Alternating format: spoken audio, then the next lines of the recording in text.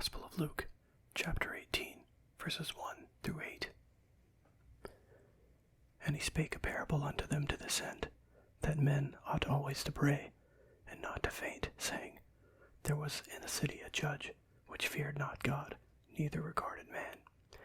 And there was a widow in that city, and she came unto him, saying, Avenge me of mine adversary.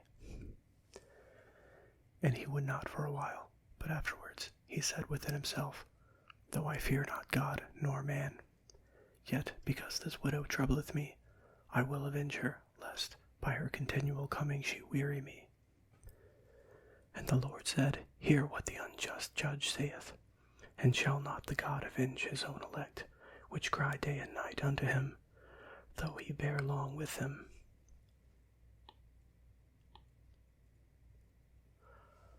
I tell you that he will avenge them speedily.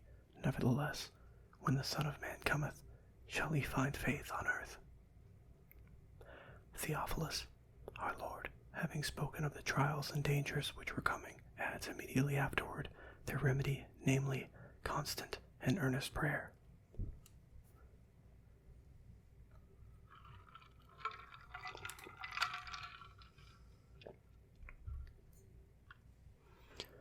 Chrysostom, he who hath redeemed thee hath shown thee what he would have thee do. He would have thee be instant in prayer. He would have thee ponder in thy heart the blessings thou art praying for. He would have thee ask and receive what his goodness is longing to impart.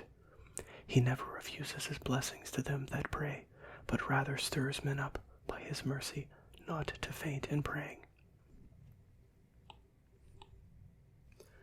Gladly accept the Lord's encouragement.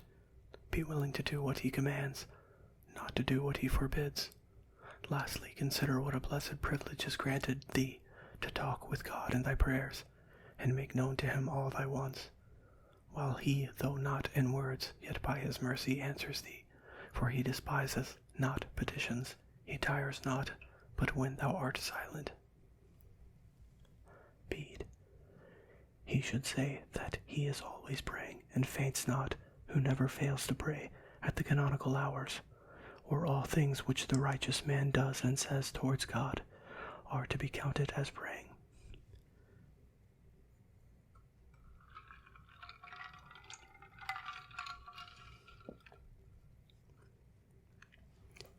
Augustine, our Lord utters his parables either for the sake of the comparison, as in the instance of the creditor, who in forgiving his two debtors all that they owed him was most loved by him who owed him most, or on account of the contrast from which he draws his conclusion, as for example, if God so clothe the grass of the field, which today is, and tomorrow is cast into the oven, shall he not much more clothe you, O ye of little faith?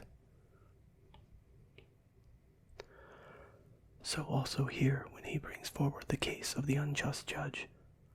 Theophilus, we may observe that irreverence towards man is a token of a greater degree of wickedness, for as many as fear not God, yet are restrained by their shame before men, are so far the less sinful, but when a man becomes reckless also of other men, the burden of his sins is greatly increased.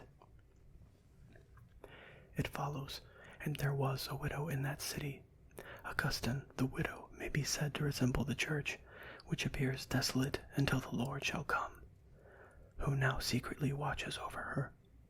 But in the following words, And she came unto him, saying, Avenge me, we are told the reason why the elect of God pray, that they may be avenged, which we find also said of the martyrs in the Revelations of St. John, though at the same time we are very plainly reminded to pray for our enemies and persecutors.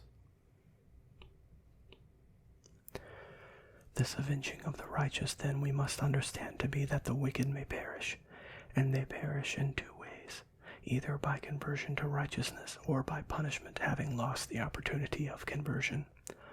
Although, if all men were converted to God, there would still remain the devil to be condemned at the end of the world. And since the righteous are longing for this end to come, they are not unreasonably said to desire vengeance.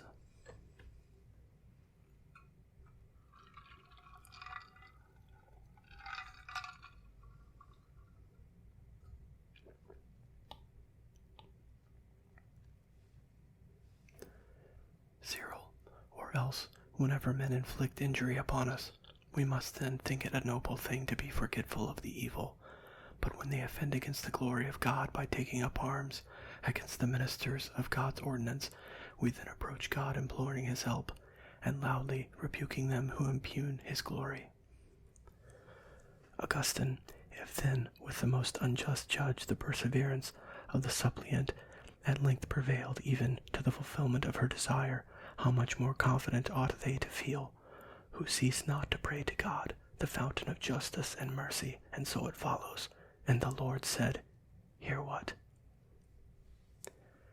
Theophilus, as if he said, if perseverance could melt a judge defiled with every sin, how much more shall our prayers incline to mercy, God the Father of all mercies? But some have given a more subtle meaning to the parable, saying that the widow is a soul that has put off the old man, that is, the devil, who is her adversary because she approaches God, the righteous judge, who neither fears, because he is God alone, nor regards man, for with God there is no respect of persons.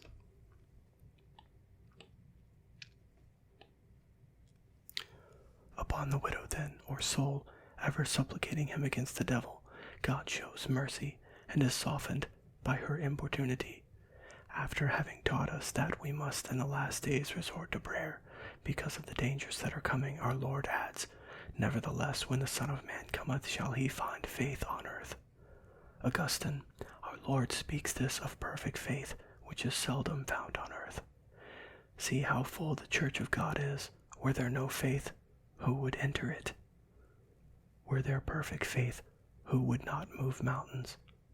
Bede, when the Almighty Creator shall appear in the form of the Son of Man, so scarce will the elect be, that not so much the cries of the faithful as the torpor of the others will hasten the world's fall.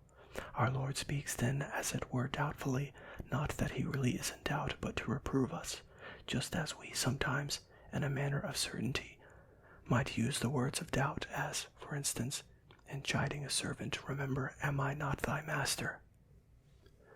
Augustine, our Lord adds this to show that when faith fails, prayer dies. In order to pray then we must have faith, and that our faith fail not, we must pray.